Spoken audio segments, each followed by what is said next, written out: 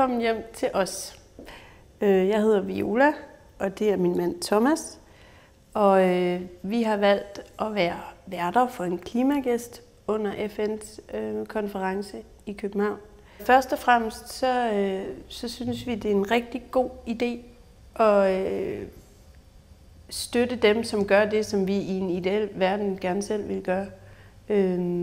Og i det her tilfælde, der er det at lave morgenmad og ren seng til nogen, som kæmper for en sag, som er afsindig vigtig. Vi har valgt det af indlysende årsager. Vi er ved at kvæles i lyksaligheder og i overflod. Og må ikke, at man kunne udfordre den der privatiserede lykke med at dele en lille smule ud af den.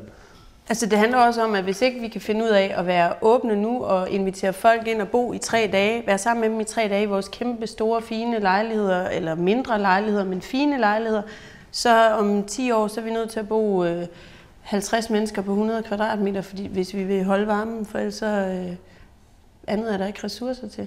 Altså, vi er vel alle sammen ofre for den ensomhed, der kan snige sig ind i et længerevarigt parforhold, og derfor er det vel også rart at møde nogle nye mennesker engang. Men hvor fanden møder man nye mennesker i dagens Danmark? Det er ikke noget, det private erhvervsliv kan løse, heller ikke staten. Hvor møder man nye mennesker? Det gør i New Life Copenhagen. Det gør man nemlig, og der er traditioner, kan man sige, i andre kulturer, at man hver fredag inviterer et menneske ind, man ikke kender, bare for at udfordre familiens selvfedme, eller hvordan man privatiserer lykken i almindelighed, som vi også gør i Danmark, i stedet for at sprede den og sige, her har vi et fundament, her har vi en kæmpe lejlighed, kom,